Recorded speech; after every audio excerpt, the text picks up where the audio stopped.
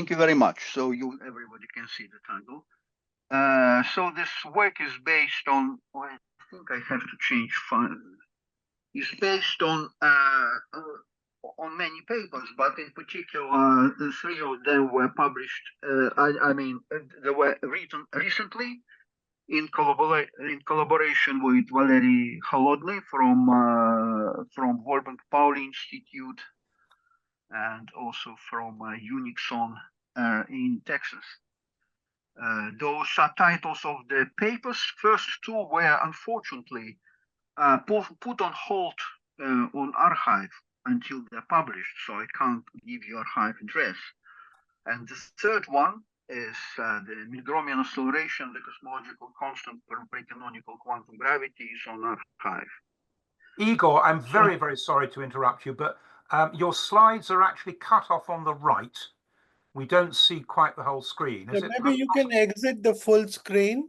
The way you had it before the full screen was nicer. Yeah. The text is cut off on the right, so you need either to make it slightly smaller or... Sorry about that, but I already had a thing in the chat asking about that.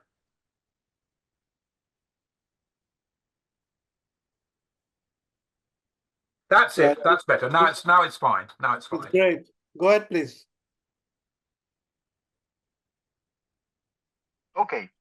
So in this talk, I'm going to present the ideas of what I call precanonical quantization,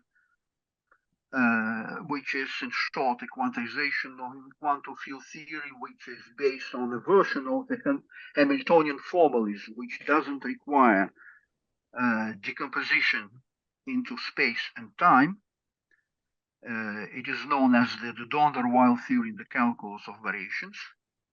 This precanonical quantization will be applied to general relativity in vielbein Palatini formulation, which will lead us to the picture of quantum space-time as what I call the spin connection form,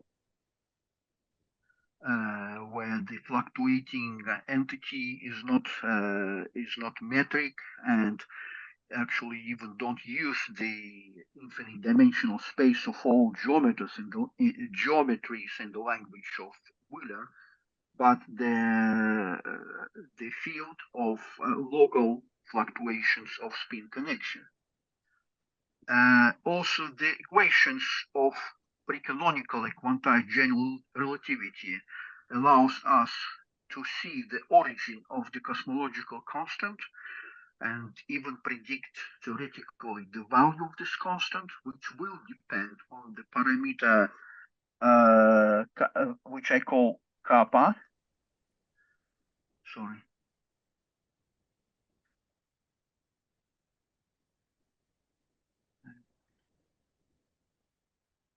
Hello, Roger. Very good to have you with us. Hello. Which I call kappa, which has the dimension of inverse spatial volume. This constant naturally appears within precanonical quantization on dimensional grounds. We will then also present the result of quantization of pure Young-Mills theory, which allows us to estimate the mass gap, which is related to the scale of the constant kappa introduced in the precanonical quantization. We will consider the simplest solution of what I call precanonical Schrödinger equation for quantum gravity, which is the spin connection form corresponding to the Minkowski space-time, and that it will lead us to the characteristic scale of accelerations, which is related to the square root of the cosmological constant. Then we will show how a modification of Newtonian dynamics follows or emerges in the non-relativistic limit of consideration of test particle moving on the background of this static approximation of spin connection form. And then so that MOND will appear as the effect or as the description of dynamics in the mean field of accelerations which are given by fluctuations of spin connection form. So a small introductory table based on the intuition. By the way, Michael, how much time do I have net so that I know which speed to take? I have like 50, or I can use even 1.5 hours. Yeah, you can take up to 1.5 hours. Okay. So we have the canonical formalism in mechanics, where time dimension is distinguished. Standard quantum field theory is based on the infinite dimensional version of this formalism, so it requires 3+1 decomposition. But in the calculus of variations that were known since the work of Volterra in the end of 19th century, that one can construct a version of the Hamilton formulation and even Hamilton-Jacobi formulation so that all space-time dimensions, of course I'm using the modern language, not that of Volterra, all space-time dimensions can be treated on equal footing. It is actually pretty straightforward. If we start from the Lagrangian function, which is a function of field variables, first derivatives of field, and space-time variables, we can define quantities which I call polymomenta, so that with respect to, you take derivatives of the Lagrangian with respect to each of the space-time derivatives of fields, and formally define the quantity H, which generalizes the canonical Hamiltonian to this context, which is called the Donder-Weil Hamiltonian function. So it will be a function on the finite dimensional space of those variables, which I call polymomenta, field variables, and space-time variables. So we're not dealing with the quantities depending on x, on the space-time variables. We're considering the coordinates in the spaces where these quantities take values.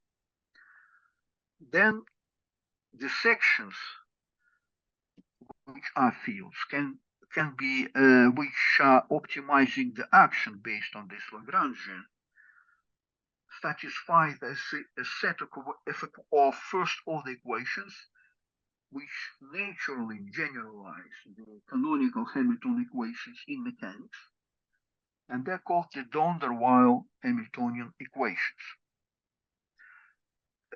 An interesting aspect in this formulation that it has its own Hamilton-Jacobi theory, which is formulated in terms of n in n space-time dimensions, iconal functions on the space of field coordinates and space-time variables. And this is the Donder-Weil Hamiltonian function, where the polymomenta are replaced by the gradients of the Donder-Weil iconal functions. So the same as in mechanics, we can quantize this, use this Hamiltonian formulation according to Dirac to quantize it and to obtain the Schrödinger quantum mechanics in terms of the wave function on the configuration space. Similarly, we could expect that a formulation of quantum fields exists which uses functions on the finite dimensional space of field coordinates and space-time variables. So our program was to find such formulation. To do that, we obviously need some proper analog of the Poisson brackets. So in the classical mechanics, the symplectic structure defines the Poisson brackets.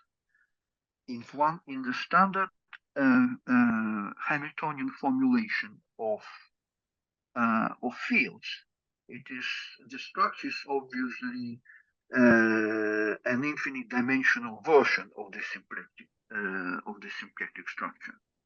In the context of the precanonical or the Donder-Weil Hamiltonian theory, the structure which I proposed is what I call the polysymplectic structure, given by the equivalence class of forms, I will not say more details about that, of degree n-1. Locally, they can be represented by this expression, where this bar pi mu's are the basis of forms of degree n-1.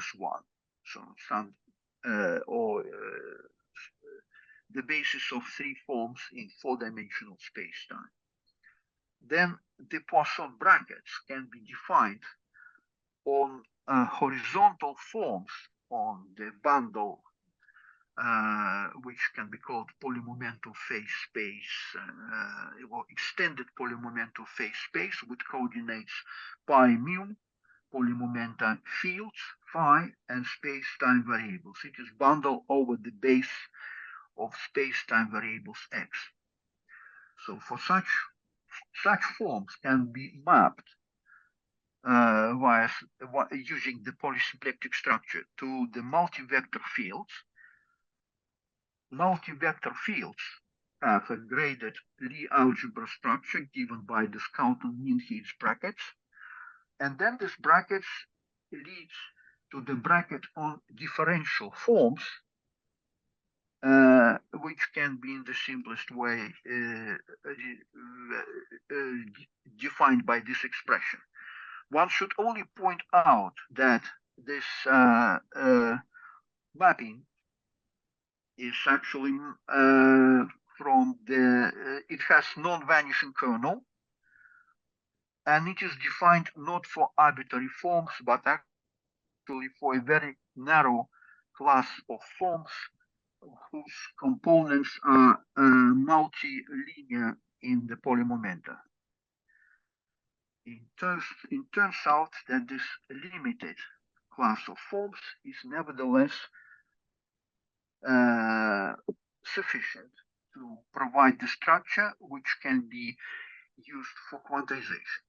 An interesting aspect of this is that the generalization of the Poisson algebra in mechanics, in this case, will be what is known as Gerstenhaber algebra, or defined here on differential forms, and the generalization of the canonical brackets, which underline the canonical quantization, will be actually family of brackets. One of them is just for representation purposes, is written down here, and that leads to the representation of operators in terms of the Clifford algebra valued partial differential operators, where gamma mu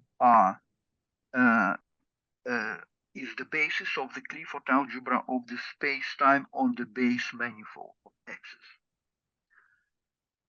And very essential, we will still discuss it in the future, on future slides. Here is just brief presentation.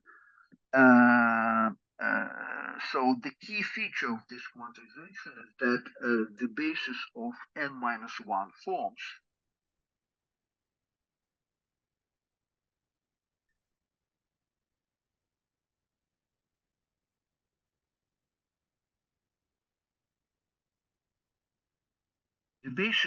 n-1 forms has to be represented by Dirac matrices in order to have a representation of the commutation relation, which follows from this bracket by applying the Dirac quantization rule. So this is where, for dimensional reasons, the parameter kappa appears, because this basis of forms has physical dimension of volume. Gamma matrices are obviously dimensionless, so we have to compensate it by some dimensionful parameter. So this parameter kappa is the inherent part of precanonical quantization. And the analog of the Schrödinger equation here is this postulated precanonical analog of the Schrödinger equation, where the time operator is replaced by the most natural first order generalization of the differential operator over space-time, which is the Dirac operator, and the parameter kappa appears from the dimensional reasons, because H has the dimension of the density of action, the same as the Lagrangian.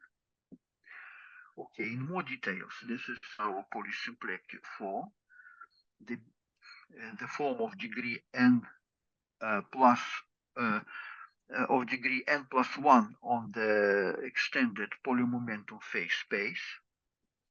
This is the map of P forms to the multivectors of degree n minus P for different forms of degree from 0 till n minus 1. This is how the component form of the horizontal form looks like. Important feature here is that the space of forms, which can be mapped by multivectors via the polysymplectic form, is actually closed not with respect to the exterior product, but with respect to the product which I call co-exterior, defined in the following way. Hot dual appears here, but the construction actually requires only the structure of the volume form, the unimodular structure on the space-time. So metric is not introduced at this stage. So just notice that the co-exterior product of the form of degree P and Q is a form of degree P plus Q minus 1, minus n in n space-time dimensions. So if you take one-dimensional case and your P and Q will be 0, which is the case of mechanics, you just obtain the normal product of the functions on the phase space in this case. This is the definition of the bracket of differential forms, which maps the pair of forms of degree P and Q to the form of degree P and Q minus n plus 1, that is different by 1 from the degree of the product. So this is the structure which is known as Gerstenhaber algebra, which is different from the graded Lie algebra, because this difference of degree between the product and the bracket itself. So the conclusion here is that the Gerstenhaber algebra defined on Hamiltonian forms for which this map exists generalizes the Poisson algebra of observables, which are functionals on the phase space in the Hamiltonian formulation of classical fields. And so we can try to use this structure as the starting point of quantization. So I'm using the word precanonical quantization and reasons behind this. For example, one can ask how the polysymplectic structure, which I have introduced, is related to the standard infinite dimensional structure in the canonical formalism. This relation is pretty straightforward. If we take the polysymplectic form, restricted to the surface of initial data, and integrate over it, we obtain the familiar expression of the infinite dimensional symplectic form. So in the sense, polysymplectic form precedes the construction of the polysymplectic form, precedes the construction of the infinite dimensional symplectic structure, which underlines the Poisson brackets and the canonical quantization. Also, we can ask the question how the canonical Hamilton-Jacobi equation for the functional of field configurations at the moment of time t is related to the set of eigenal functions on the finite dimensional space of fields and space-time variables, those eigenal functions. So the construction is as presented in this equation. You need again to restrict this differential form in the integrand to the Cauchy surface, to the surface of initial data. And by doing that, we obtain such explicit form when the splitting between space and time variables is done in the most straightforward way. And then by calculating the time derivative of S0 and using the Donder-Weil-Hamilton-Jacobi equation for S mu's and additional conditions which are relating spatial components of polymomenta with the gradients of fields, we can actually produce the functional derivative equation for this functional bold S, the standard functional, the standard Hamilton-Jacobi functional in the canonical Hamilton-Jacobi formulation. So that's, in this sense, we can say that the precanonical or the Donder-Weil or polymomentum phase space formulation of classical field theory is intermediate between the covariant Lagrangian formulation, where all space-time variables are treated on equal footing, and the canonical Hamiltonian description, which underlines canonical quantization, which requires the splitting between spatial and between space and time coordinates in space-time. And moreover, both formulations, both precanonical formulation and canonical formulation, they coincide in the case of mechanics when the number of space-time dimensions equals to 1.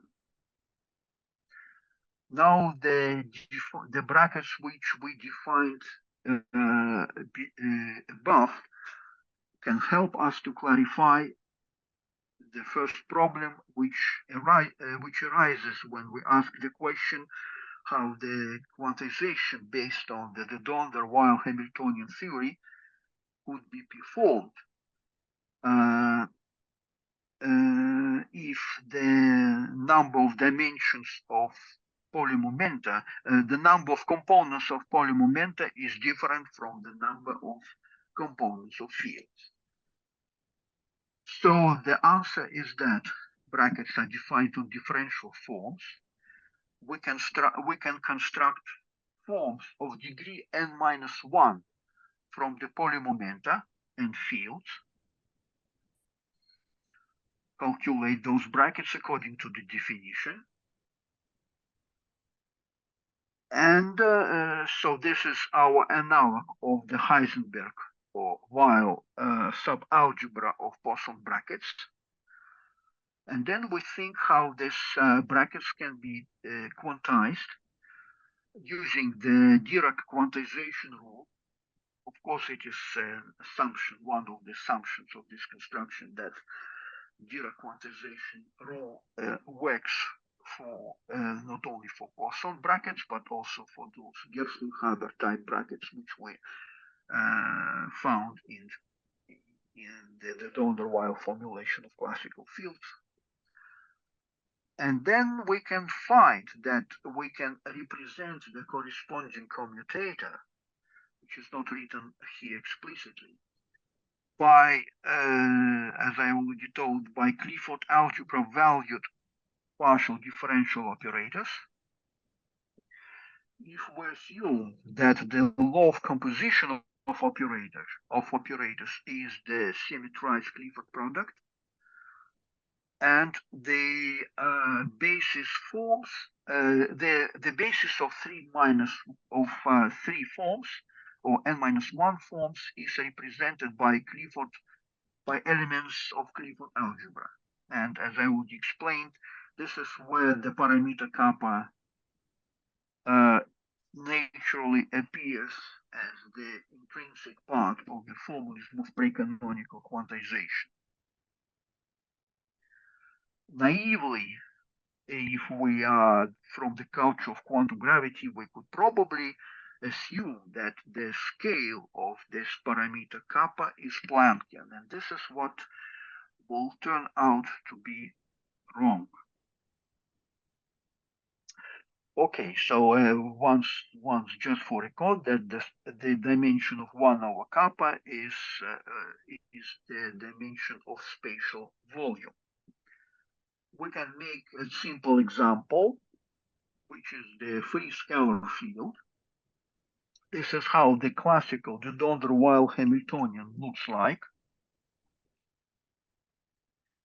in this case, as a function of the polymomentum and field variables.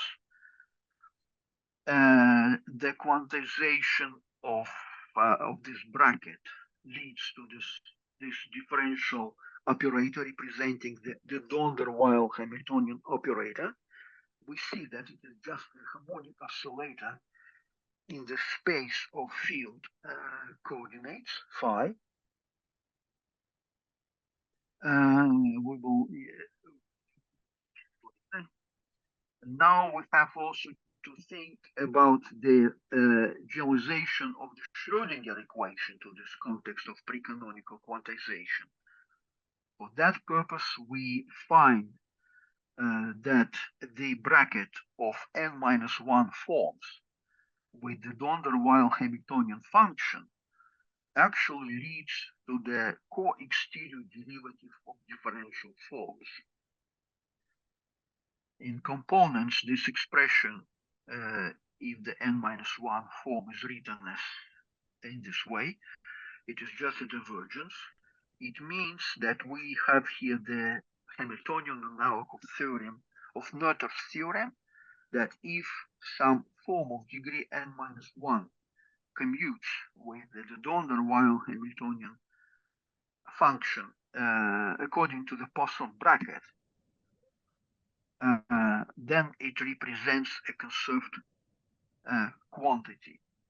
This observation will be very important for us when we will have to generalize the Donder-Weil Hamiltonian formulation to the case where the transformation from the gradients of fields to polymomenta is singular.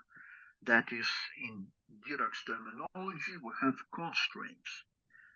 Just the structure of those constraints and mathematics of them will be slightly different, but the analogy will be very well visible. So we just postulate, but this postulate is justified by the properties which I will mention, that the nature of generalization of the Schrödinger equation to this precanonical case has such form. If we do the same in the curved space-time, then we expect a covariant derivative here, which involves the coefficient, the spin connection coefficients, and moreover, because psi, the natural nature of psi, which satisfies this equation, when the operators are typically represented by Clifford algebra valued operators, so our wave function will be Clifford algebra valued. And one of the properties of this equation that it has the conserved current, where the conjugate is defined in the following way. This is the Hermitian conjugate, and beta is just gamma 0.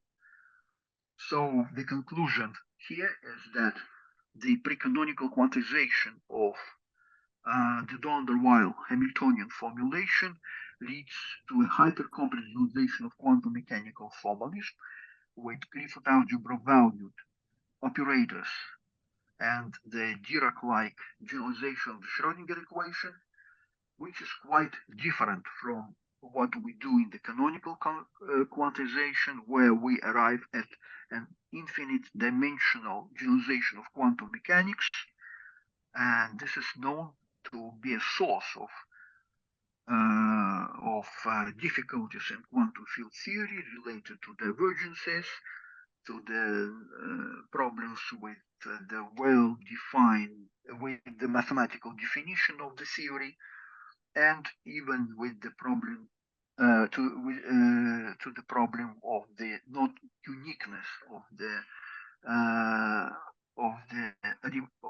representation.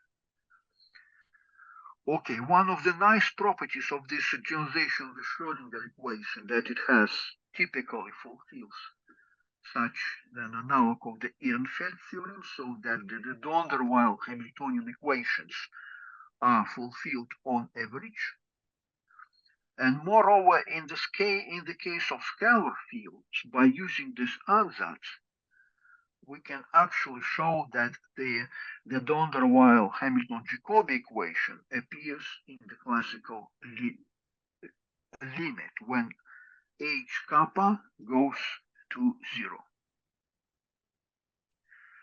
So now again, if we apply to this case of scalar fields, we obtain the Donder-Weil Hamiltonian operator, which is just a harmonic oscillator. So the eigenvalues of the properly ordered, normally ordered the Donder-Weil Hamiltonian operator will be proportional to the masses of free particles. The matrix element of the field will be not vanishing only between quantum numbers m and m plus minus 1. So the observed excitations, which are just transitions between nearby levels, will have the mass of the free particle equal to m, as we expect from the free scalar field theory. The ground state representing the vacuum at a given point is, sorry, this should be phi here, is given by this expression. And the eigenvalues are q mu or are related to the expected spectrum of free particles. If we use this operator phi in the Schrödinger representation to construct the x-dependent operator x using the translation operator pi mu, which can be obtained from this form of the precanonical Schrödinger equation, we just need to multiply the Dirac operator by gamma mu and make the algebra to obtain this form. So then, using the procedure which is very similar to the one used in the Chern-Lemon spectral representation quantum field theory, we actually can reproduce the free scalar field green function based on the constructions of the precanonical formalism.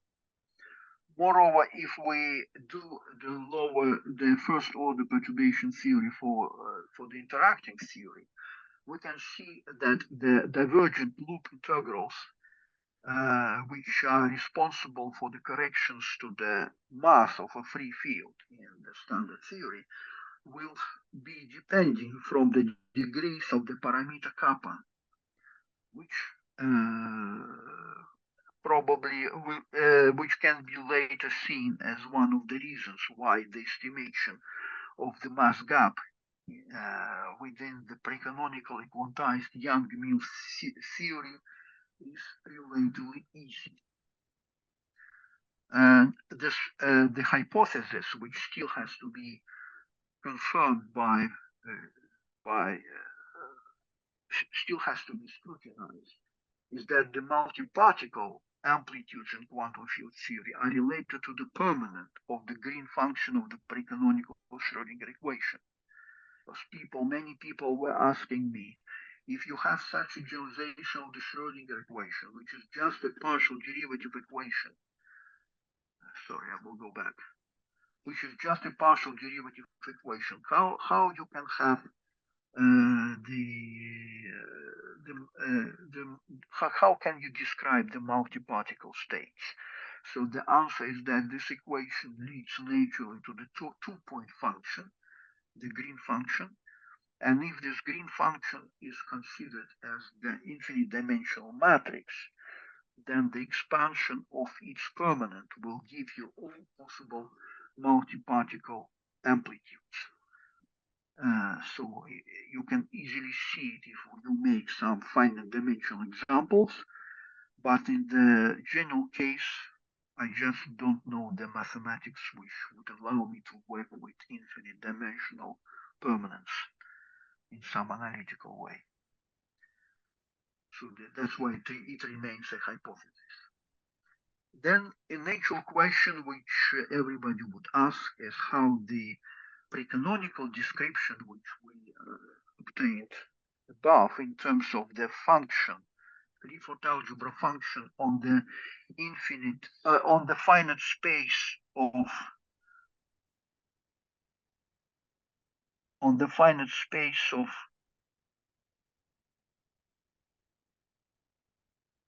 this, on the finite dimensional space of field variables and space-time variables. So this description is given by this precanonical Schrödinger equation, and with the Donderwall-Hamilton operator given by the partial differential operator. And this description also involves the parameter kappa, which is expected to be very large by construction. So question is how this precanonical description of quantum scalar field theory can possibly be related to the canonical description in terms of the Schrödinger wave functional on this infinite dimensional space of initial values of fields at time t, which satisfies the canonical Schrödinger equation, where the canonical Hamiltonian functional is given by this operator in variational derivatives. So this was actually a long struggle to understand it, but the basic idea, the starting idea is that we can assume that the relation exists between the Schrödinger functional, which is a functional of field configurations depending on time, and the functional of precanonical wave functions restricted to the surface of initial data. This is what this notation means, that you have a precanonical wave function, and you restrict it to the surface sigma, so phi becomes phi(x), and the space-time variable is split to space variables denoted by both x and time variable. So if we take a time derivative of this equation using the chain rule, we have such expression, then this equation is obtained from the equation for the time derivative of the precanonical wave function restricted to the Cauchy surface. It is obtained from our Dirac-like precanonical Schrödinger equation restricted to the surface sigma. It is written down explicitly here. And if we make the very, very complicated algebra, we obtain the result that the Schrödinger functional from the canonical formulation is related to the product integral. This is the notion introduced by Volterra in 1938, maybe earlier. I refer to the book by him. Product integral of precanonical wave functions restricted to the space of initial to some initial configuration, the same as is present in the argument of the Schrödinger functional, and rotated by this phase factor. And the integral can be defined if gamma 0 divided by kappa is inverse quantized or dequantized to the differential form. Let me recall that when we quantized, we represented the differential form of a 3-volume as the element of Clifford algebra. So we have to use precanonical wave function, which contains such expressions.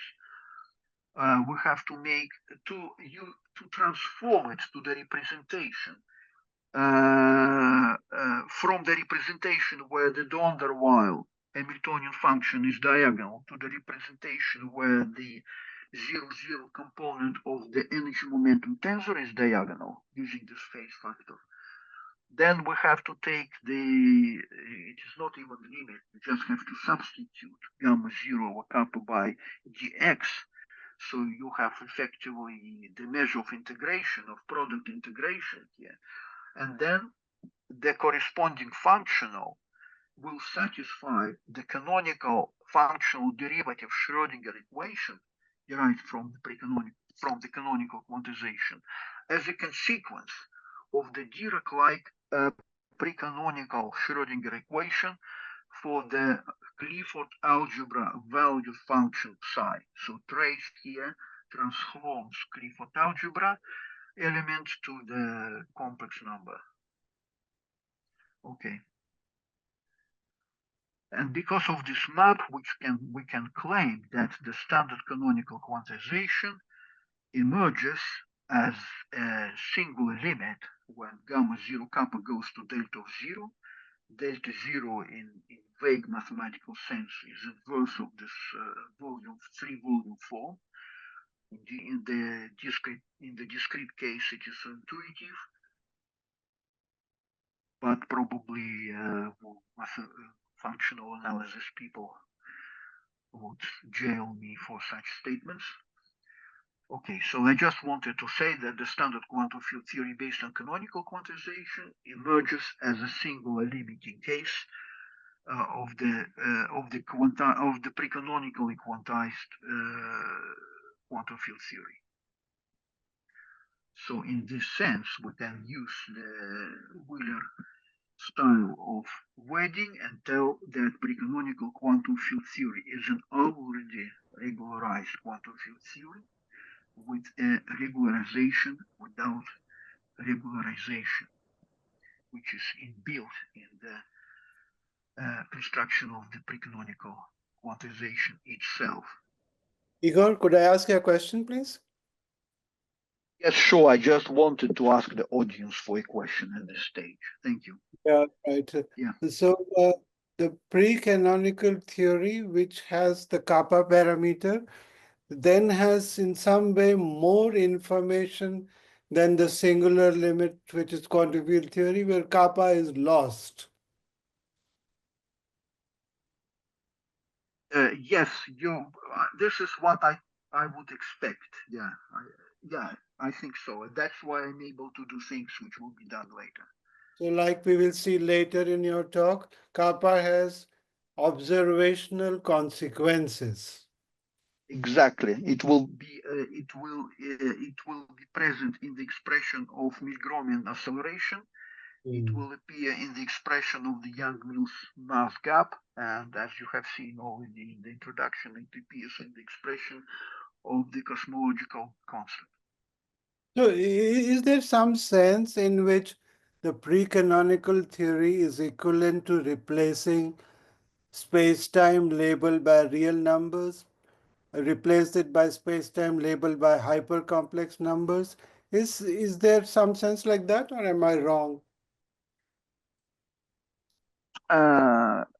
I'm not using this here a possible representation of space-time by of space-time elements by Clifford algebra numbers. This is kind of completely different idea. But the wave function, which is complex in quantum mechanics,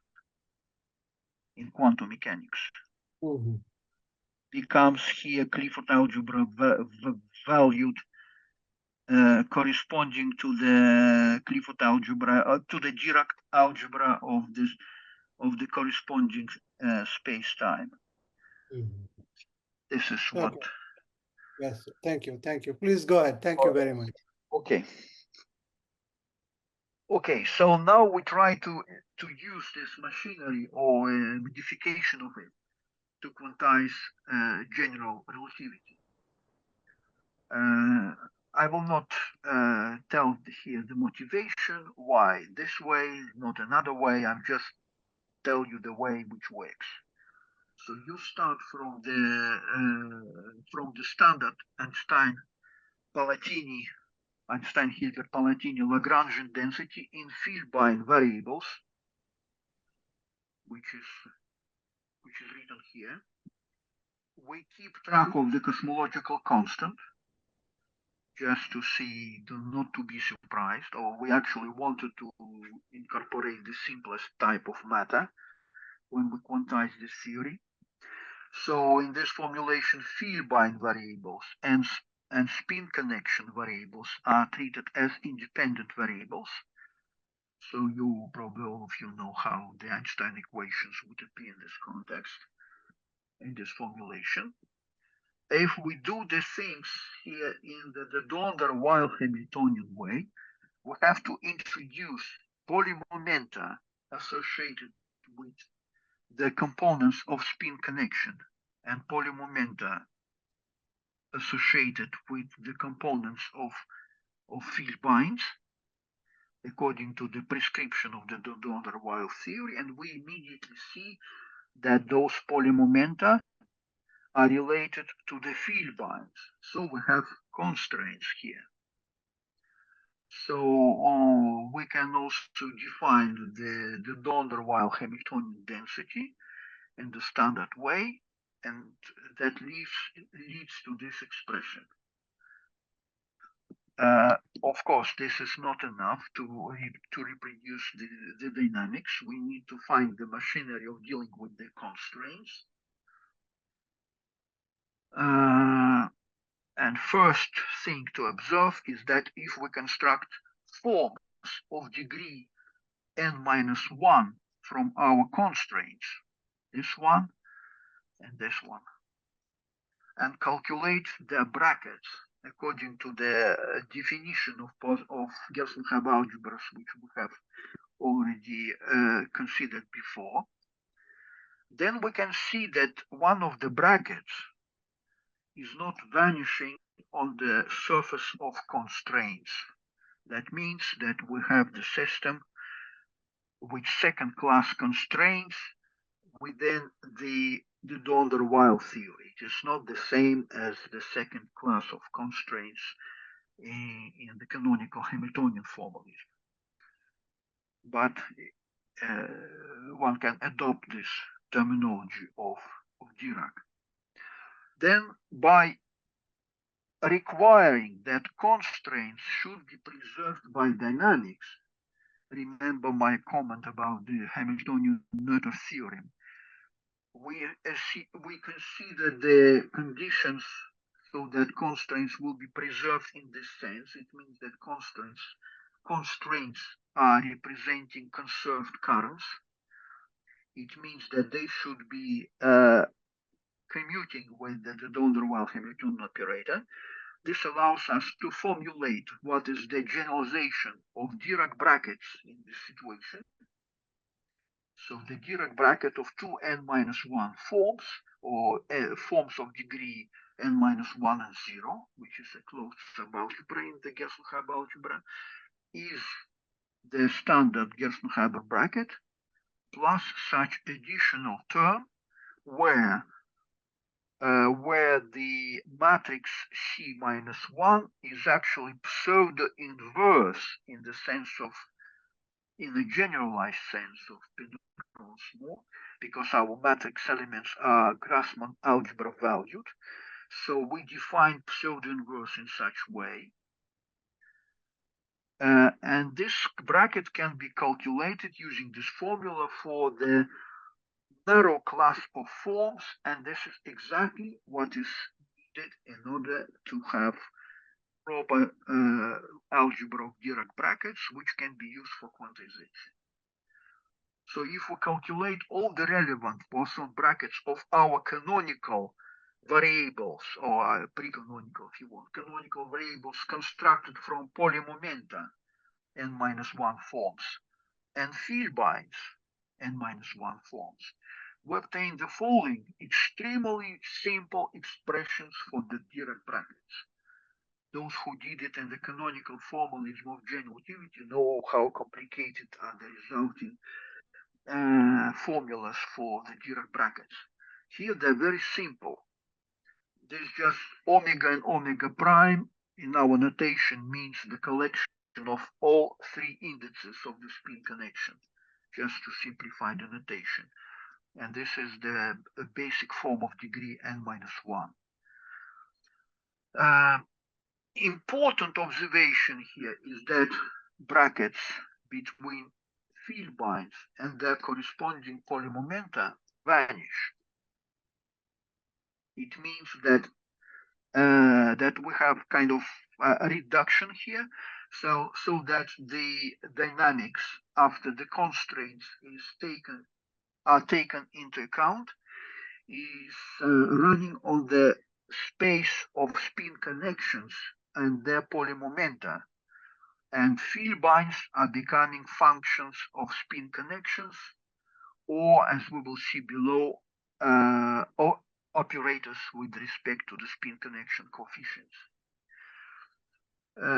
To quantize such system in the context of general relativity or curved space-time, we actually have to generalize the Dirac quantization rule a little bit by introducing the vielbein density here,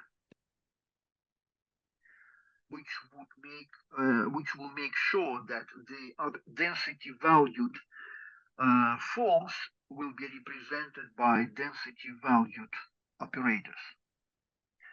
So as we have already explained, the wave function will be now on the reduced configuration space. So we would naively expect the precanonical wave function be a function of vielbein variables, spin connection variables, and space-time. But because of the constraints and reduction, the vielbein part drops out. The representation of polymomenta is the same, looks the same, but we have to make sense of gamma mu and vielbein operator. Gamma mu's are straightforwardly defined here. Those are operators of the curved space-time gamma matrices. The underlined gamma I are flat space-time gamma matrices of the tangent space. And from this expression, from this representation of operator, which comes from the bracket, we have such representation of gamma, we obtain such representation of the gamma matrices in terms of the gamma matrices of degree 2. Those are antisymmetric products of flat gamma matrices. And that leads us to the expression of the vielbein operator in terms of the partial derivative operator with respect to the spin connection coefficient. This operator is Clifford algebra valued, and it has such dimension full coefficient in front of it, which involves gravitational constant, Planck constant, and the parameter kappa. Okay. So using this and the expression of the Donner-Weil Hamiltonian operator restricted to the surface of constraints, we obtain such an expression of the operator of the de While Hamiltonian function. This is partial derivative with respect to the spin connection coefficients acting on the wave function depending on the space on the spin connection coefficients and x, and this should satisfy the straightforward covariant generalization of precanonical Schrödinger equation, where the operator of the Dirac operator, as we call it, will be given by such expression where gamma mu s are operators which we have already constructed, and the spin connection form acts by the commutator product on the Clifford algebra valued precanonical wave function. This is the resulting expression for the operator of the Dirac operator in the precanonical Schrödinger equation for quantum gravity. In explicit form, we obtain such an equation. So this is the spin connection term. This is the derivative coming from the Dirac operator. This is the part emerging, which corresponds to the While Hamiltonian operator. And what is important is that all the physical parameters which were present in the theory, like this h kappa here or cosmological constant here, they actually all are accumulated in one factor. We just divided here by a proper combination of g h kappa. And this factor is dimensionless. We call it small lambda. And the only way in which this dimensionless factor can appear in the theory is from the ordering ambiguity in those terms. A more careful analysis shows that actually this term has no ordering ambiguity, and all the ordering ambiguity comes from the operator representing the spin connection term.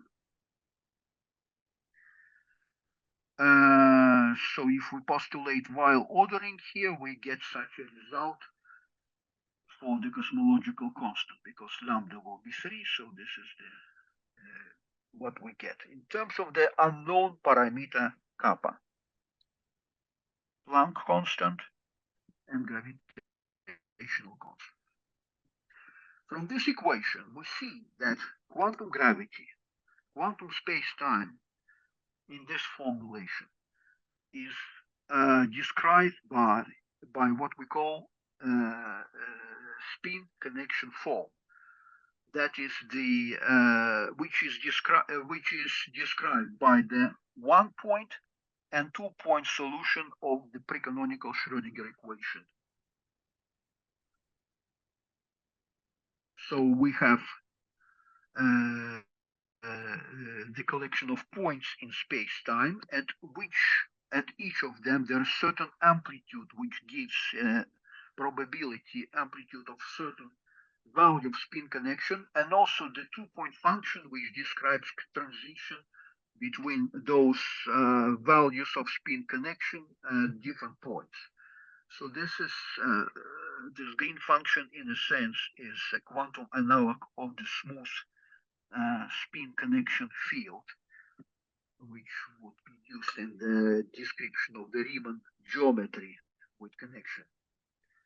So the connection is replaced by the probability amplitude of transitioning from certain value of spin connection at one point to another value of spin connection at a different point.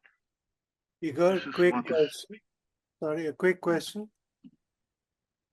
Okay. So if the cosmological constant is set to the currently observed value, assuming dark energy is lambda, then kappa presumably is 1 over the volume of the entire universe? No. Oh. Then if this is exactly what I did when I found it. that kappa, which is required here to give the observable value of the cosmological constant, should be about hadronic scale. Oh, that's very interesting.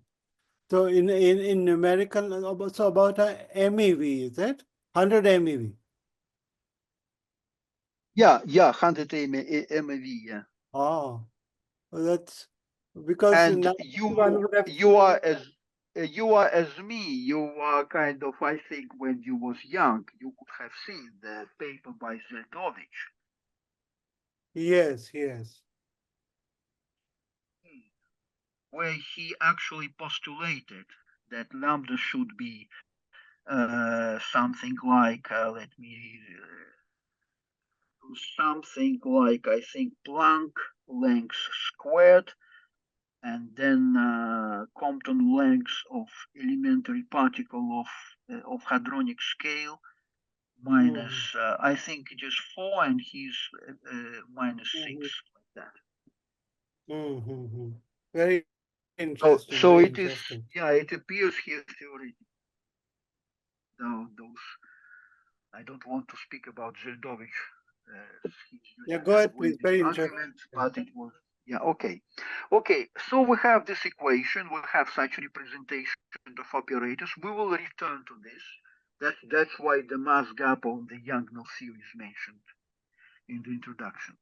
Now we have simply to say that the formulation has its own, has certain natural definition of the Hilbert space. So we have to integrate over spin connection coefficients. So we need to define the invariant measure on the space of spin connection coefficients.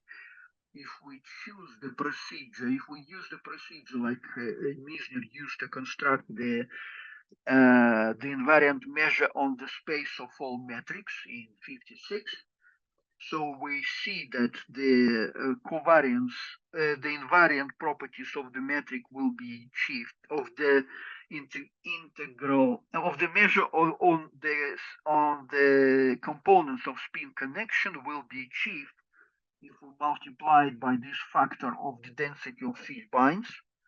But we have seen that our vielbeins are themselves differential operators, actually Clifford algebra valued. So the natural scalar product involves a measure which takes value in the in operators. Fortunately, the Clifford algebra aspect can be eliminated because this is the square root of G, and the operator of G, which I think I have written here. So I will just, it will be used later. The operator of G is actually, I think, HPGA kappa squared, and here you have second derivative of the omega nu, ij. So this is, it means that you can express this measure in terms of the determinants of the real valued operator. And what we can see here immediately as a consequence of this construction, of this definition of the Hilbert space, of the natural requirement that the wave functions of interest should have finite norm, so means that this integral is finite for the functions which decay at infinite values of spin connection, which means they decay. This word with decay is a little bit not rigorous here, but I will not specify it unless someone will catch me red-handed and ask a question. So in this sense, the measure corresponding, probability measure corresponding to this wave function has to vanish at infinite values of spin connection coefficients, That means at infinite infinite values of the curvature. And in this sense, the precanonical wave function avoids the curvature singularities. So the probabilistic measure of those regions of space, time, if they exist, is vanishing. So nothing means they don't exist from this point of view. Sorry, Igor, just to keep track of time, another 25 minutes, would that be okay? I will try to go faster because now we are going to the solution. So I think I have covered half of my transparencies, but others will not be technically so difficult. So half an hour should be enough. Okay, thank you. So now the equation, as we have seen, is, and actually I can speak faster because today I'm speaking unusually slowly, misusing my time slot. Okay, so we have seen that the equation for quantum gravity, which we have obtained for the precanonical wave function, which is supposed to describe the spin connection form of the quantum space-time, is analytically very challenging. So let us consider the simplest imaginable case, which is Minkowski space-time in Cartesian coordinates, where all spin connection coefficients are vanishing. So in this case, we get simple equation for the precanonical wave function, which can be solved by Fourier expansions.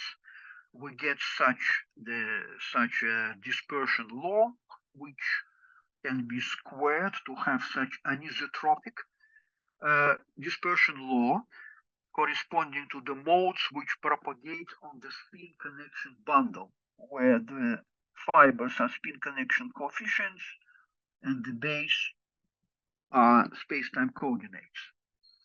So if we study these consequences, we also want the spin connection form, which would reproduce the Minkowski metric on average. This is our requirement. From that, we obtain. This is the form of the metric operator, which is derived from the expression, familiar expression I nu for the metric tensor. So we obtain such a wave-like equations in the space of fibers of spin connection coefficients. Those are dispersion relations, and on the base, as a consequence of the Schrödinger equation, we will have light-like modes propagating.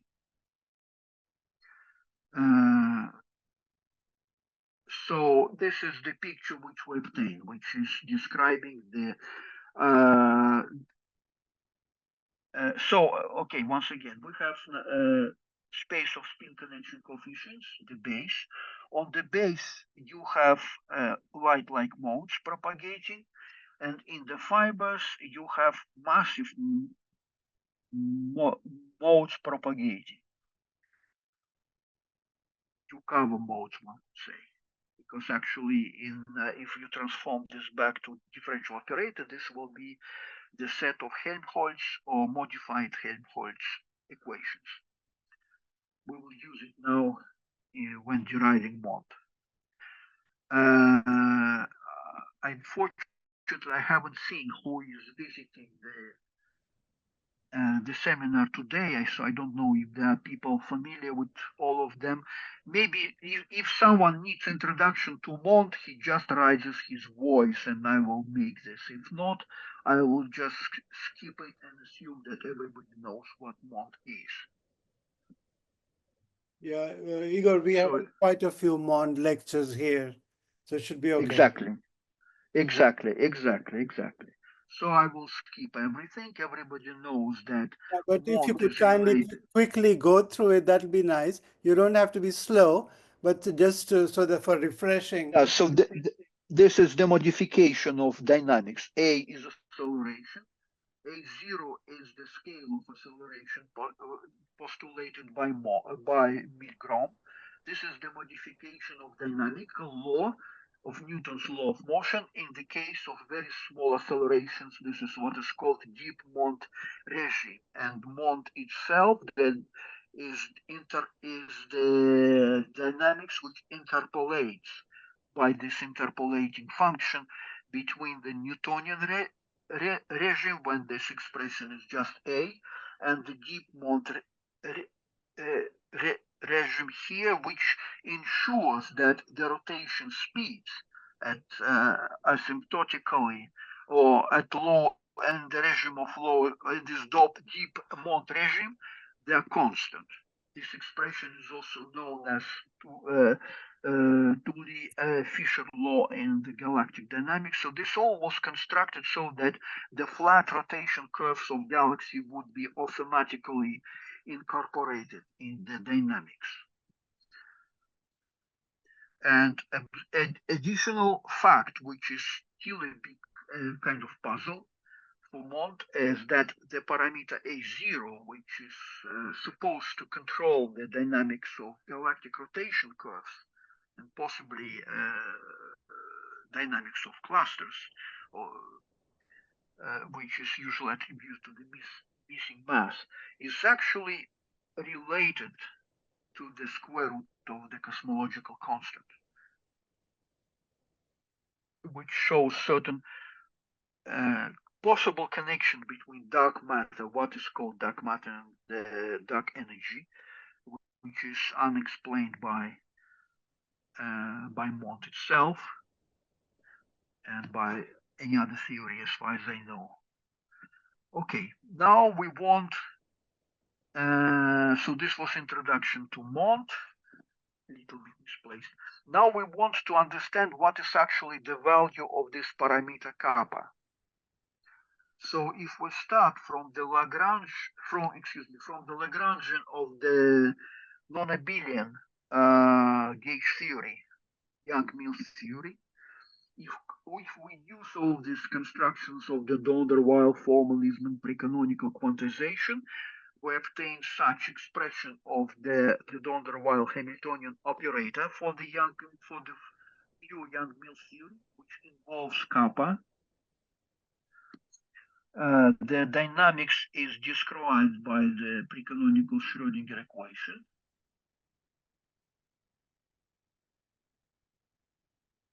This is H psi. It means that the massive modes which propagate in space-time, their masses are controlled by the eigenvalues of the Donner-Weil Hamiltonian operator. So if we make very, very rough spectral estimate of this H, we obtain that it is bounded from, that there is a gap between the ground state, which equals to 0, and the first excited state, whose eigenvalue is given here. AI prime is the first root of the Airy function.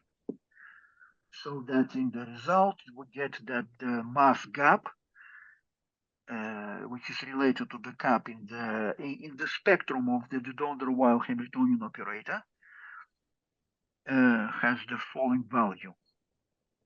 Now, if we take the fact from the phenomenology that the mass gap, which is not a well-specified yet quantity, but it is expected to be in the region between the pion mass, which is the lowest excitation in quantum chromodynamics, and few GeVs, which is the expected mass of glue balls, or which is the mass of the glue ball candidates, which were claimed to have been observed so far.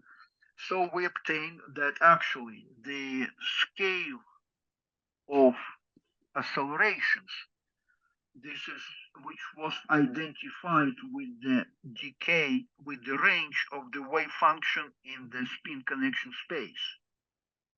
So this is psi, this is omega, and this range was A0, and we identified it when we have written those Helmholtz equations with H, P, G, H, kappa.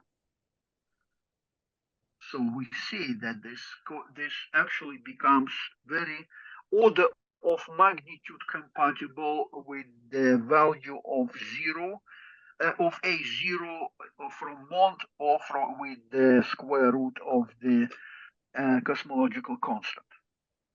This is just the expression in assuming that G squared is about 1.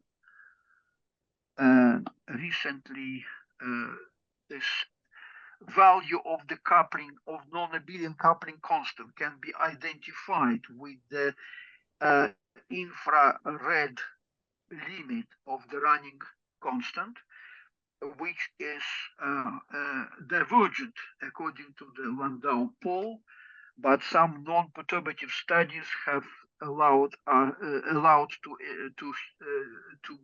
give a value to this running constant at the vanishing at zero momentum transfer.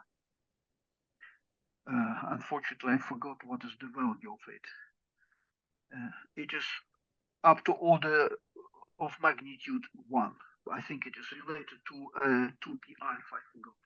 Okay, so this allows us to estimate the value of the range of the wave function in the spin connection space, and to obtain the cosmological constant, which is compatible with the observed value if kappa is around 100 MeV, which is compatible, order of magnitude compatible with the estimation of the mass gap in the quantum in the so strictly speaking in the pure Young-Mills sector of the standard model.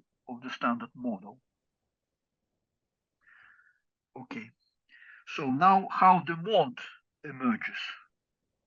If we consider particle moving on the background space-time, we assume that the space-time is treated in hybrid way, so that because we don't have solution of our quantum gravity corresponding to the point mass, we have only to the empty Minkowski space. So we treat the Christoffel symbol as a sum of the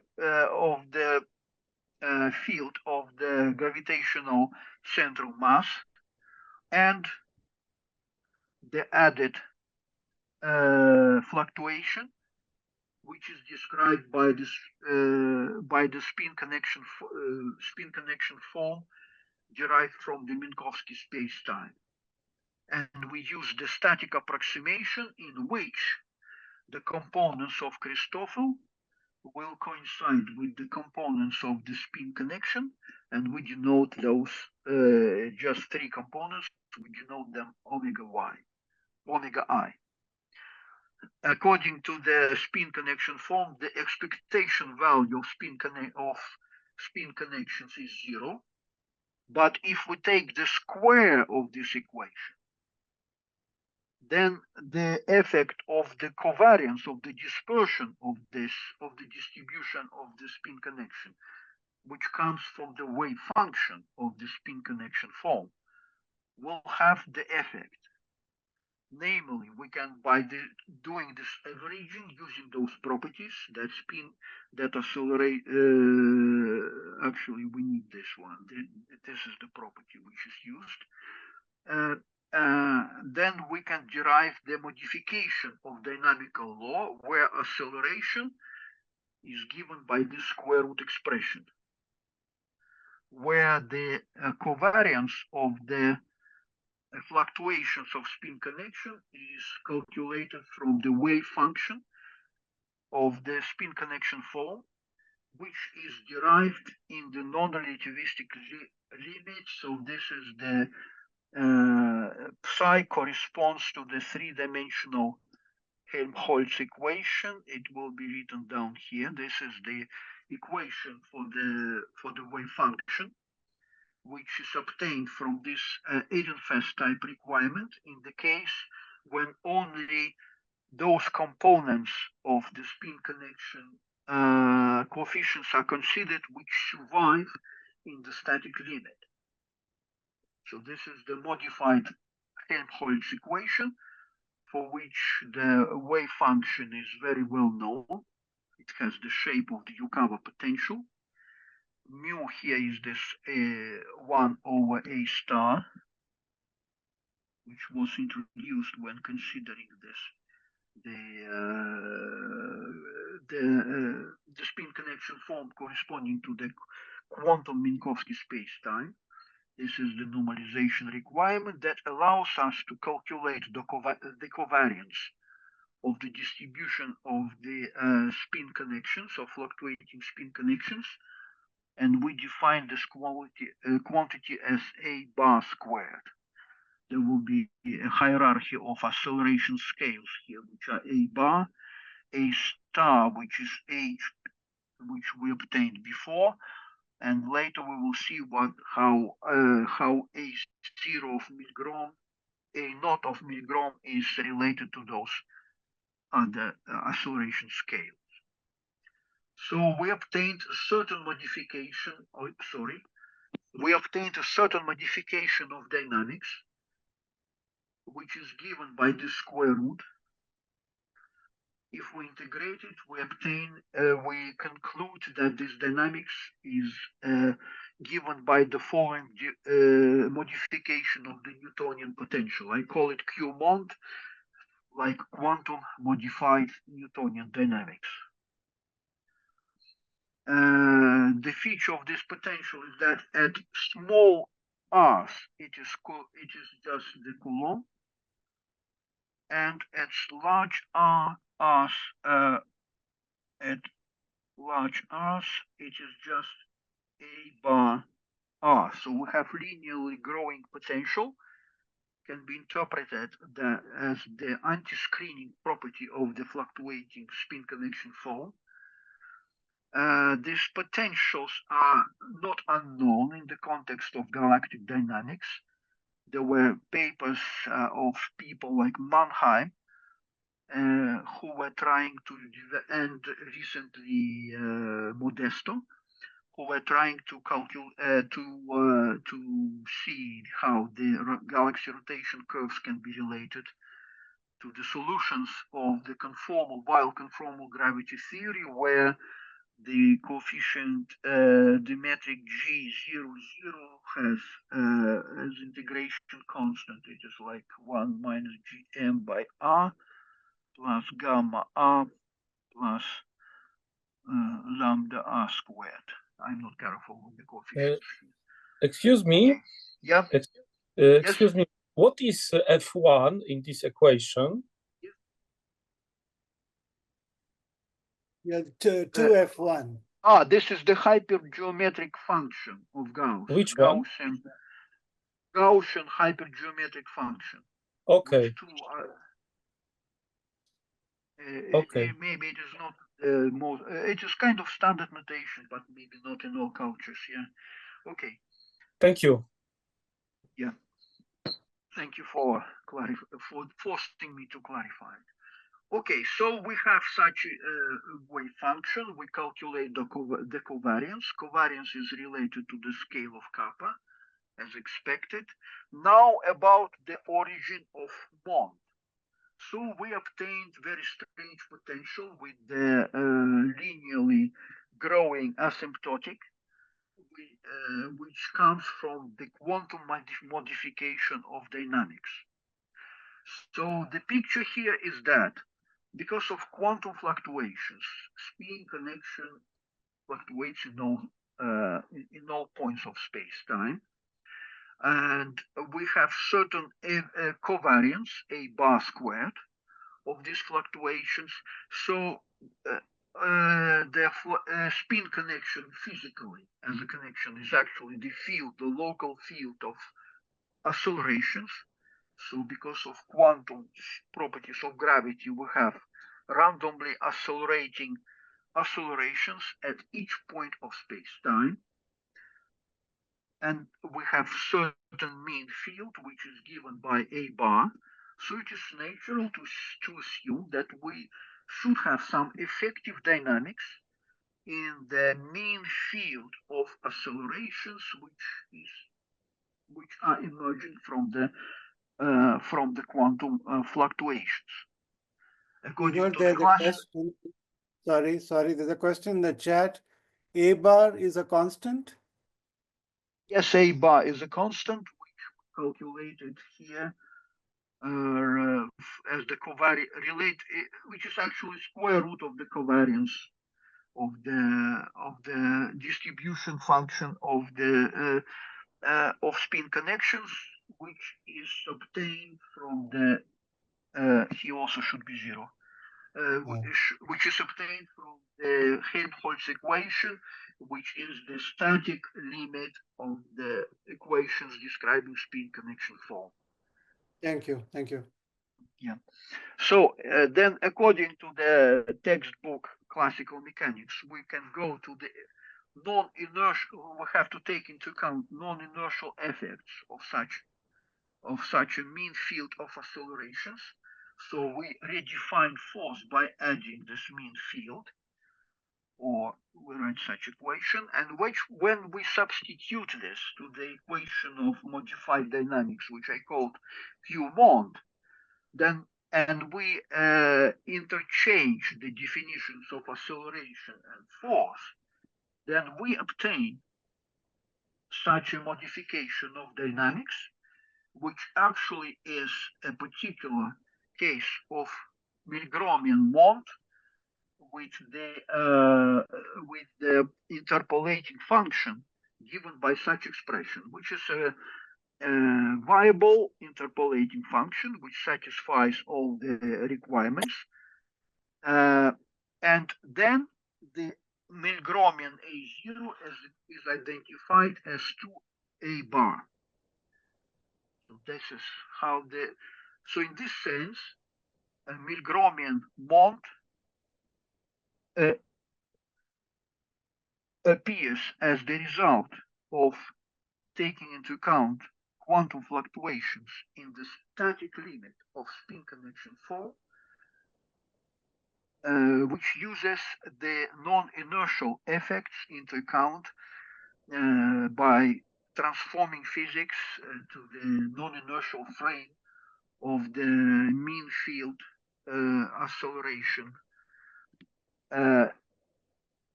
in the spin connection form. If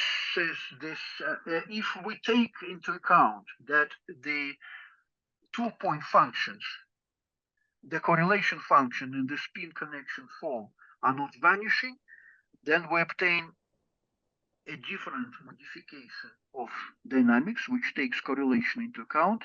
This is probably this is still work in progress how to calculate it. Now the last point which I would like to say is that the Q-MOND potential which we have defined can potentially be tested using the currently existing technology. Namely, if we use the approximation when Newtonian force is dominating over quantum fluctuations, then the corrected dynamical law has such form. So we have the correction related to the R bar squared, to the minimal acceleration. And if we take mass equal to 1 kilogram, which corresponds to GM factor as 10 minus 27 meters, I'm working in the units of with C equals to 1. Then this correction will then this condition will be satisfied for distances of less than 1 meter. So if we check it at the distance like 10 centimeters, then the correction will be 10 minus 12 meters to the second square. if we place in this position the test mass of 1 milligram, it will correspond to the correction to the Newtonian force of R2 Newton scale. And it is already known that the R2 Newton sensitivity of gravity sensors is already achieved. In particular, those numbers which I have chosen here correspond to the experiment in the group of Osterkamp in collaboration with Ulbricht, who were measuring the Otto Newton forces already. So this opens the avenue for there are also other sensors with Otto Newton, sub-Otto Newton sensitivity, developed by the group of Blooms and Liu. Those are references, recent references. So this opens the avenue of checking the predictions about spin connection form and about Milgrom, about the fluctuations and the corrections which are obtained from those from the fluctuations, and even the possible manifestations of Milgromian like dynamics at small accelerations. That those effects can already be potentially tested in the laboratory setups. So let me go now to the conclusions, if you allow me. Probably will take another 5 minutes. Yeah, quickly, if you don't mind, because we want to, there are many questions. I think we do want to have a discussion. So go ahead, please. Okay, so we have shown that precanonical quantization leads to a viable theory of quantum gravity. But this formulation, in a sense, gravitizes quantum theory by taking the space-time variables, treating them on equal footing, which is the important part of the relativity theory, and also quantizes gravity in inherently non-perturbative way, which is generally manifestly generally covariant, background independent. We don't use any metric configurations explicitly except the local Minkowskian structure. Then it is mathematically potentially well defined, at least in comparison with the Wheeler-DeWitt formulation. It can work in any number of dimensions and any signatures. The problem can be faced with the probabilistic interpretation in ultra-hyperbolic space-time, for example. Does not require the inertia parameter like in loop quantum gravity. Leads to the space connection form picture of the quantum geometry of space-time. Solves the singularity problem. And in this was not mentioned by me, but it is an important feature of the theory that if you apply this approach to quantum cosmology, then you automatically get rid of the need to think about external observers of the universe and all this kind of mystical things related to multiverses, because the real measurements are measurements of quantum fluctuations locally in a point. So I would even say so that if you have good local sensor of acceleration, then after a sufficiently long time sitting in one point, your statistics will tell you everything about the large scale of the universe. So we also are able to predict the value of the cosmological constant. Of course, there are still many orders of magnitude of uncertainty because the kappa is not certain, because the gauge, the connection to the mass gap itself is not certain, and the gauge coupling constant is not certain. So actually, frankly speaking, the cosmological constant here at this stage is determined up to 12 orders of magnitude. Okay, then we're able to relate the scale of kappa to the hadronic scale of the Young-Mills mass gap in the pure Young-Mills theory of the standard model, which shows that our theoretical formula has is very similar to the one which was postulated by Zildovich in 1967. Also, the acceleration scale, which we found from the description of the spin connection form corresponding to the Minkowski space-time, is proportional to the cosmological constant. We found a quantum modification of the Newtonian potential due to the fluctuations of the spin connection coefficients, which has the Coulomb asymptotics at small r and linear asymptotics at large distances. The MOND is derived from the precanonical quantum gravity as the effective description in non-inertial frames of the mean field of fluctuations of spin connection. And the conclusion for the community of dark matter and dark energy physicists is that both the effects of dark matter by the way of understanding what is Milgromian acceleration, and dark energy by obtaining a phenomenologically viable value of the cosmological constant. Both of them emerge from quantum fluctuations of spin connection as described by precanonical quantum gravity.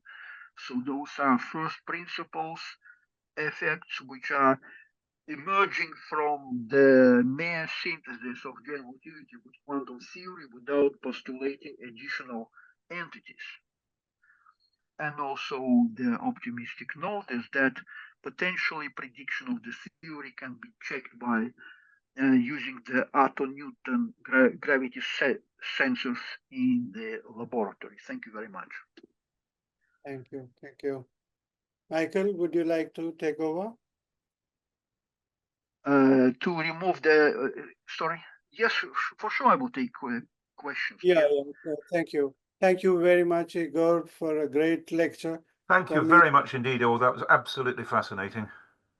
Go ahead, Michael. Go ahead, please. No, well, the floor is open to questions, so please, whoever wants to lead off. I was going to add that this is a lot to absorb, obviously.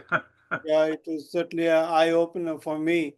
And could you kindly show us again the references you were showing in the beginning so that we can go and read your work? Okay. Oh, yes, the reference, yes, that's right, the citations, of course. Yeah, the citations to your work, yeah. Or we can do that later. The talk is open for questions, please. Yeah, far away, please, anybody. Kindly use the raise hand feature. I think I can look at the chat. George, would you like to ask your question or you would like me to read it out?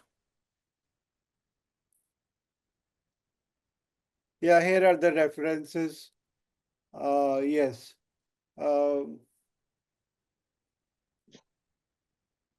Those are all found if you write down the titles and Google for them, you find them on ResearchGate.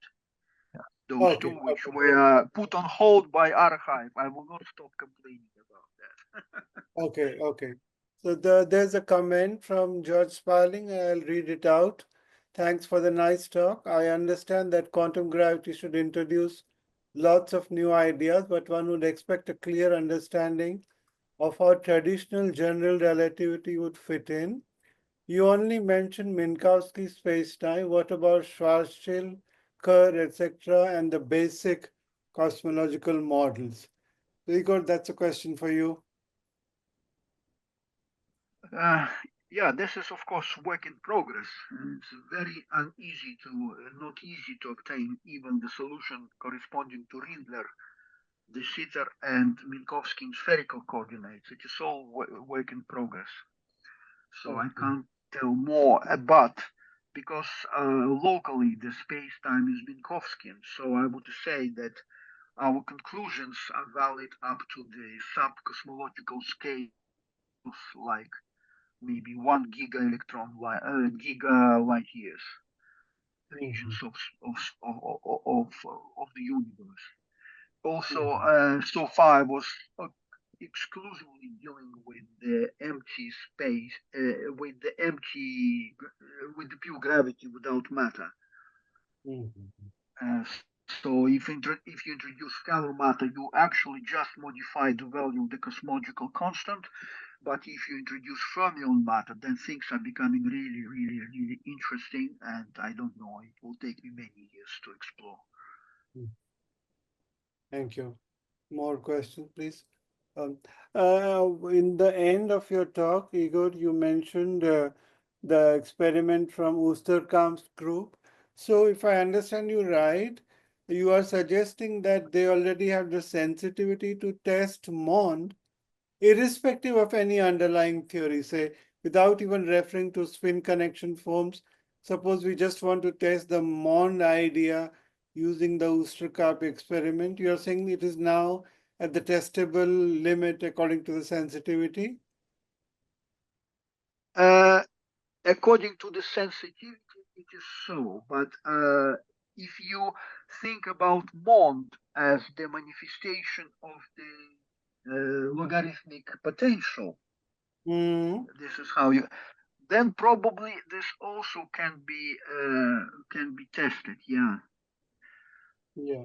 Departure So from Newton's law at small accelerations. Suppose we put it that way. yes. This is how I understand it at this stage. Yeah. So I remember Okay. that one of the previous talks, I think it was Milgrom, who was mentioning that that one can try to check it to test MOND near to Lagrange points, or even at some point in the near to the North Pole, where for 1 millisecond in the year you can have chance. Yes. So I would say that Osterkamp type of experiments actually allow a more stable, a more viable way of doing so. And do you Actually, know if anybody is testing MOND in this sense already? Did I Oosterkamp? don't know. Actually, I don't know. I don't. They were not, but I haven't seen it in their papers. Okay, But okay. recently, like I've sent my paper to him, and he told they will study and see if they will. I mean, they, as I understand, the experimental setup is very rigid, uh, very rigid, and I even so I think, as far as I understand, they are not able to test the potential. They can only test the local change. Because Okay. to change for each distance from their source mass, which is 1 kilogram, probably they need to so roughly speaking to create new device. Okay, okay. Yeah. So they're No, just able to see the force, but not able to see how it changes with distance, as far as I understand. okay, I understand. I understand. But Yes. I mean, if they don't have probably motivation for that, but Yeah, maybe I know Ulrich, so maybe I ask him. Okay. Yeah. I also sent paper to him, but there were no comments so far. Yeah. Okay. Another question I had was, Stephen Adler has a quaternionic quantum mechanics, which he developed in Yeah. a book and he wrote a book about. Are you Yes. somewhere Sure. in that ballpark when you make your wave function Clifford algebra valued? Or you're doing Oh something? yeah. Yeah. It is kind of historical fact that many years ago, when I started it, I was very much concerned by the theorems which were telling that you can only have quantum mechanics based on the real numbers, complex number, quaternions, and Jordan algebra. So this is what is mentioned in the introduction to his book. So I was Right. very much concerned that what is the meaning of what I am getting. But mathematics tells me that there should be some generalization of quantum theory. I still don't understand what I may miss, where the wave function is Clifford algebra value. And I remember I was discussing it around 95 with M, who was one of the people in quaternionic quantum mechanics at that time. Achim And Kempf, is it? yeah, Gerard M. Okay, yes.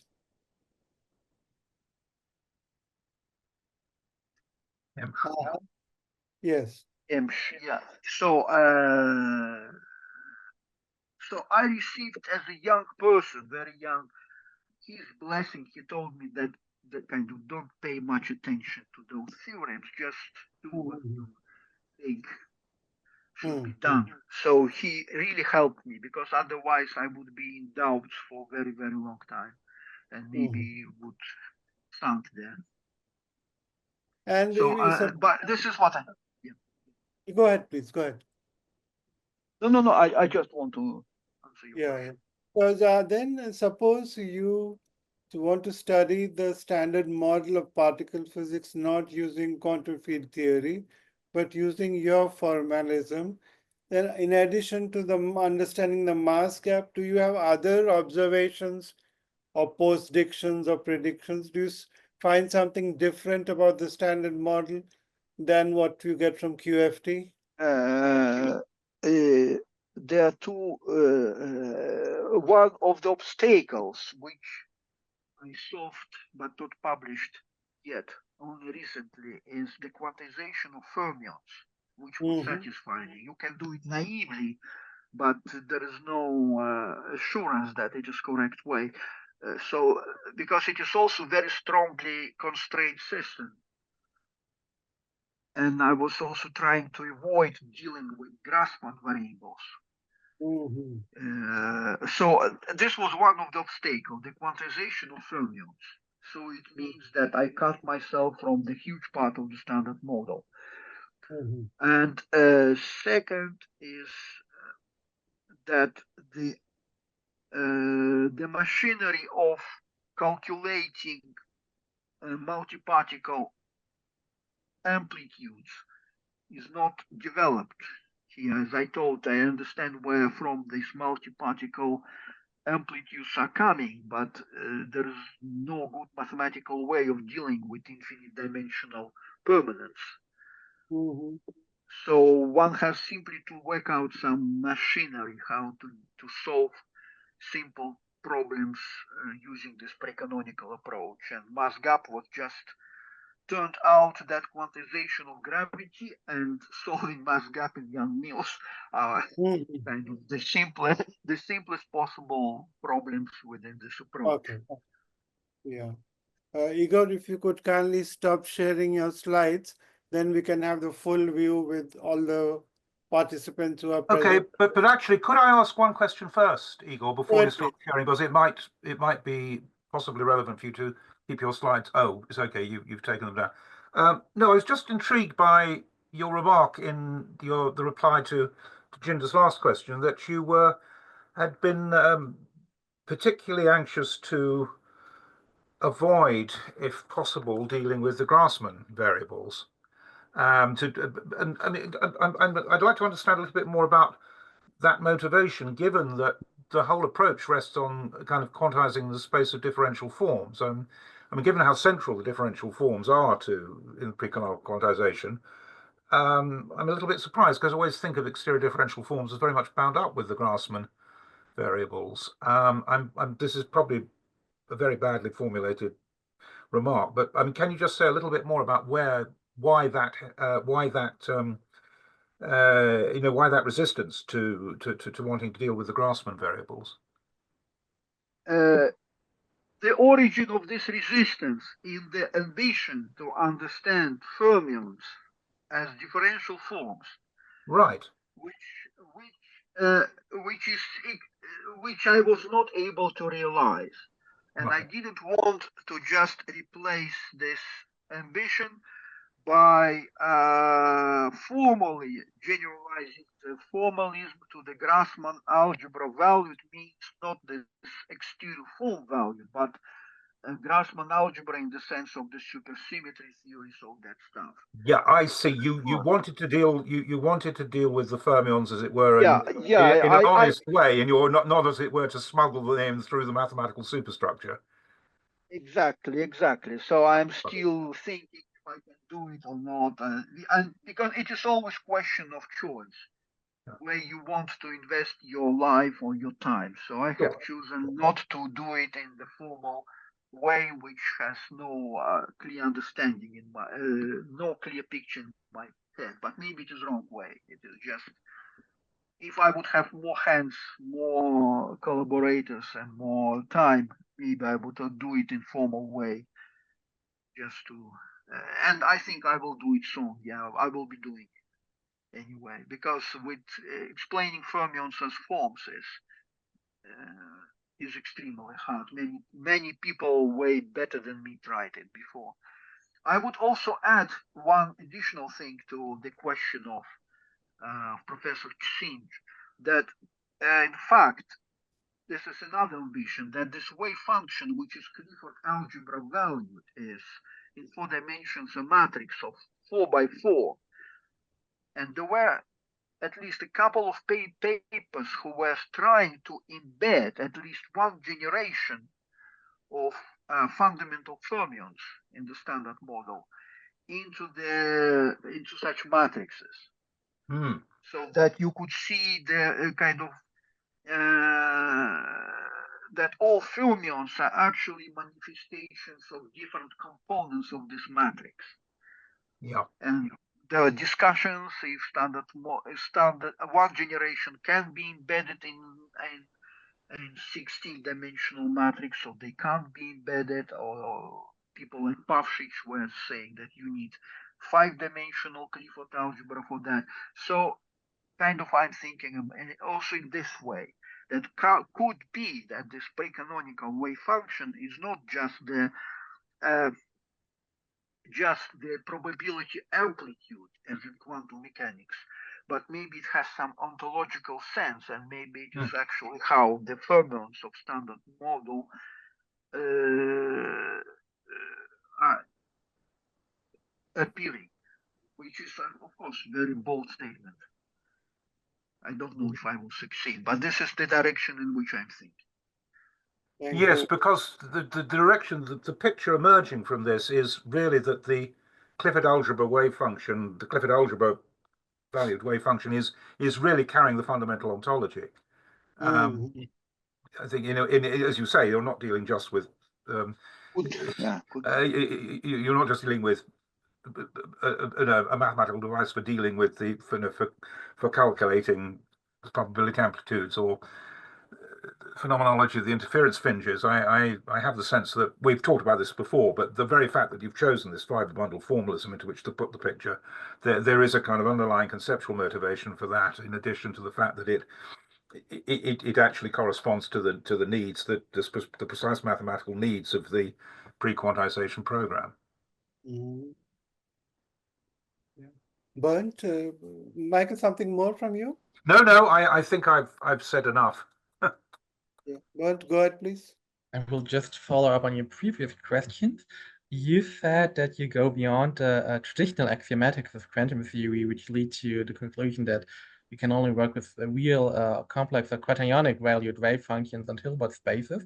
So for you to do this, you have to relax the axioms of quantum theory. Could you elaborate more on what kind of axioms you relax? So, for example, no, at this stage, I'm not able. Okay, so it's I work even in would progress. say that maybe this way does not have necessarily have the probabilistic interpretation. Maybe it is something else which reduces the probability in the non-relativistic realm. But it is really very, very, very vague. So I don't know. I can't say anything. You can say, is it something like a hidden variable theory? Because you go No, it is not. No, it is explicitly not a hidden variable. But on the other side, it is introducing physics, which is or some dynamics, which is existing in the fibers of the bundled spaces, where the base is our space-time. Okay. And it can actually lead to very, very profound, even philosophical conclusions. but I will not speak about it. Okay. I just want to add something. So the original axiomatics, there were two original papers, which led to the conclusion that you can only work with real, complex, and quaternionic Hilbert spaces. One was the famous paper by Wigner, Neumann, and Jordan on Jordan algebras, and the other one was von Neumann and Berkhoff on quantum logic. And at least in the case of Jordan, Wigner, and von Neumann, they used this to, they came to the conclusion because of the spectral theory they wanted to have, so that you have a spectral resolution of your operators or observables. And one crucial criterion was to get a working probability calculus. So the criterion was that you get probability functions which are real and which lie on the interval between 0 and 1. This was also one of the reasons which you later used to justify that you can only work with real and complex and quaternionic Hilbert spaces. So getting the kind of the right probabilistic calculus and getting a kind of spectral calculus, a functional calculus for your observables. These were the reasons or basic assumptions which were used to derive the fact that you can only work with real and complex and quaternionic Hilbert spaces. So maybe this helps for your work as well. And then I have a follow-up question, not related to the foundations of quantum theory, but to gravity. You said that your model is linked to wild conformal gravity. Can you elaborate also a little bit more on this? Because this is interesting in itself. It is not related, but the result which is obtained, let me see, show it. Should I share my screen or just reply in verbal way? Yeah, okay. I think in this case it would be helpful. Then you can point to your slide and explain it to me. Yes, yes. Yes, I think sharing the screen again would be helpful, actually, Igor. And Yeah. I will switch off my video to make sure that the screen sharing works. Okay, yeah, so please share your screen again.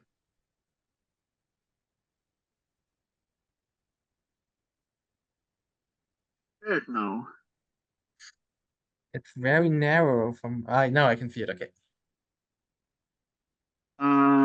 Okay, so let me scroll to this place.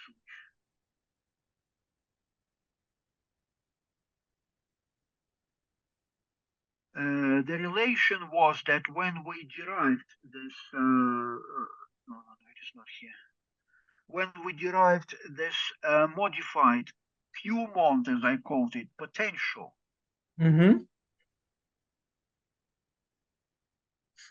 comes from the study of non-relativistic particle moving in the static approximation of what I call spin connection form.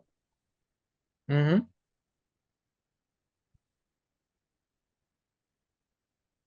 So basically studying this equation of motion where omega, the distribution of omegas is given by the solutions of the precanonical Schrödinger equation in the above mentioned approximations.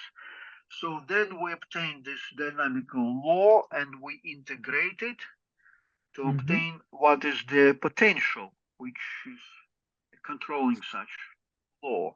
And this is the potential. And this potential has Newtonian asymptotic at small r's, and it has linear asymptotic because of the behavior of the hypergeometric function. At large r's, it has asymptotic a bar r. A bar is here. And it was known from the study of in the wild conformal gravity, where the most general spherical symmetric solution has such a G00, so means it leads to the potential which has Newtonian part, linear part, and quadratic part. Okay. So the appearance of this linear asymptotic is related to this appearance of this term in the conformal gravity. But I must say that actually any modified gravity with higher curvature or higher derivative terms, which leads in the classical limit to such equation. Okay, okay. So actually produces this term as integration constant. It was also appearing recently in the stochastic gravity by Oppenheim. Ah, okay. Thank you. So that's just a generic limit of any many modifications of gravity, so to speak. Yeah. It also appears Grumiller's relativity at large scales in so-called Cotton gravity, and I think it would appear in any f of r, generalized gravities. Did you say something about Einstein-Cartan gravity earlier? No. I have not even mentioned this, but of course, the starting point of Einstein-Palatini action Okay. is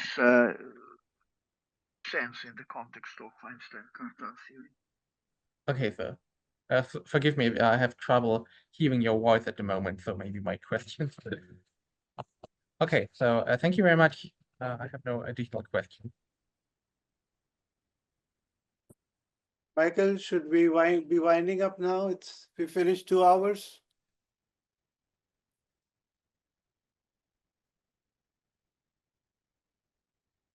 Michael, are you there? I'm here. I don't know, Igor, where is Michael? So if there are no more questions. Sorry, I was muted. Sorry. Hey, I'm very sorry. I hadn't realized I was muted.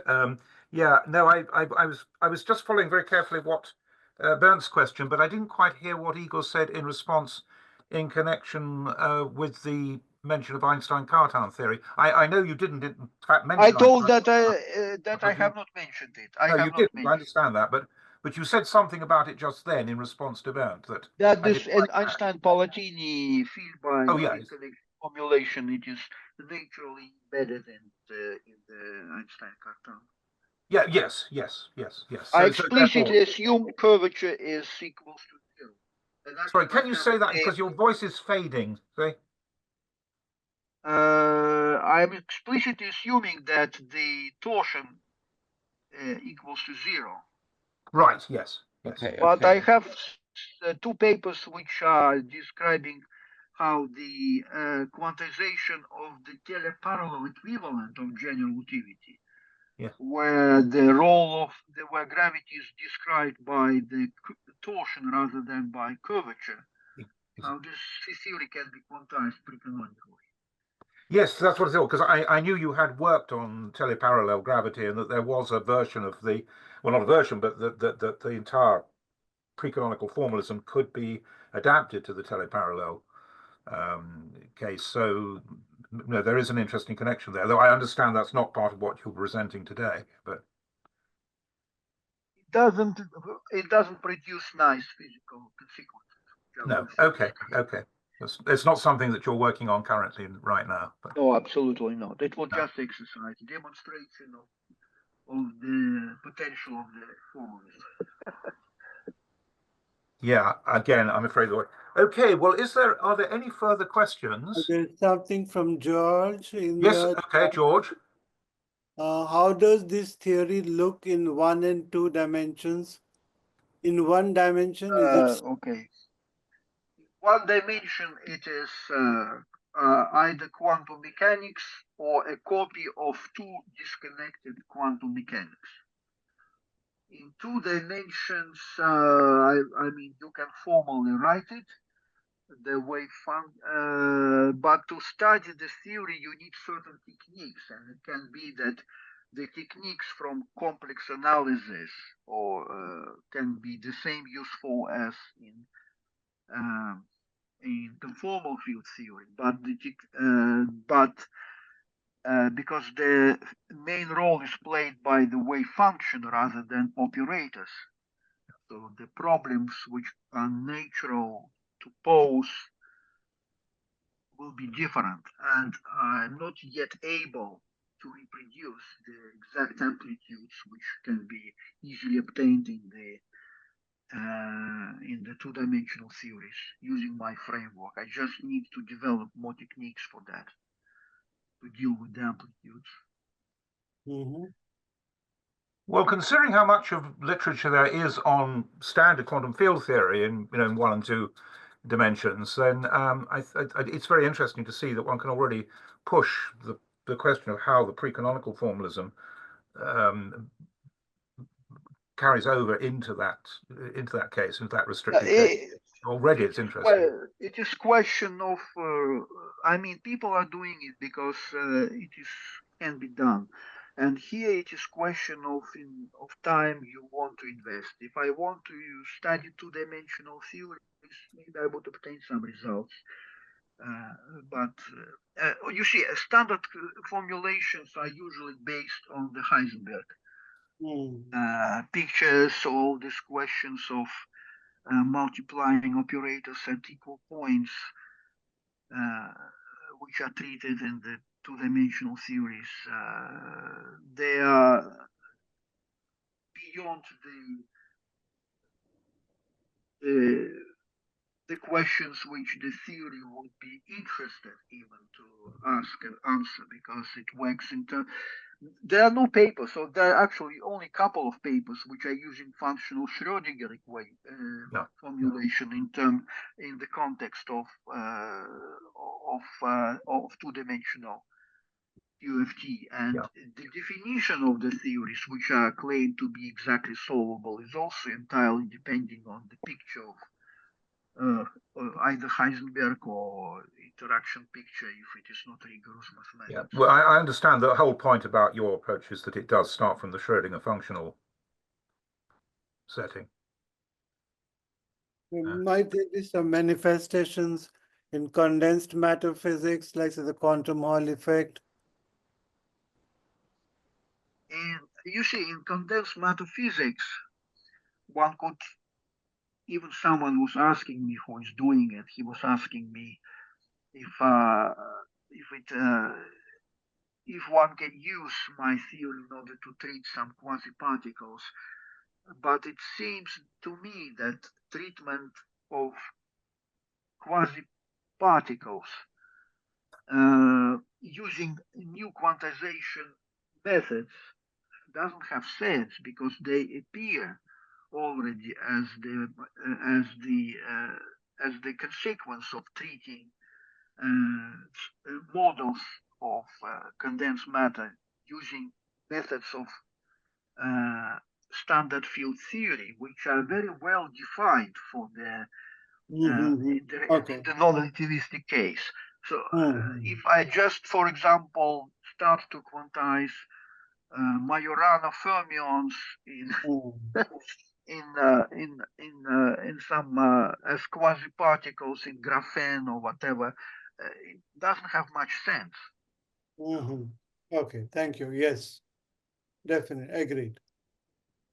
No, I agree. Okay, are there any further questions for Igor? It appears not, so it only falls to me to thank you again, Igor, for an extremely thorough and very, very thought-provoking presentation. Yeah. Thank you. I would say watch this space or pre-space. Yeah, same from my side, Igor. Brilliantly told and very deep. Very deep indeed. Thank you very much. It's a great pity that there are not more people working on this program, I think. Thank you very much again for a very full and very detailed and clear presentation. We meet on April 4th for Lithium Boyle's talk. Yep. I still don't have the title. I'll let you know. Okay. Right. Well, let's hope. Anyway, I think Igor will be a hard act to follow. Thank you very much again, Igor. Thank you to everybody for being here. And thank you to Roger. I'm afraid he's had to leave, but I hope he got as much out of it as I did. Okay. Thank you again very much, everybody. Bye. Good night. Bye. Hi.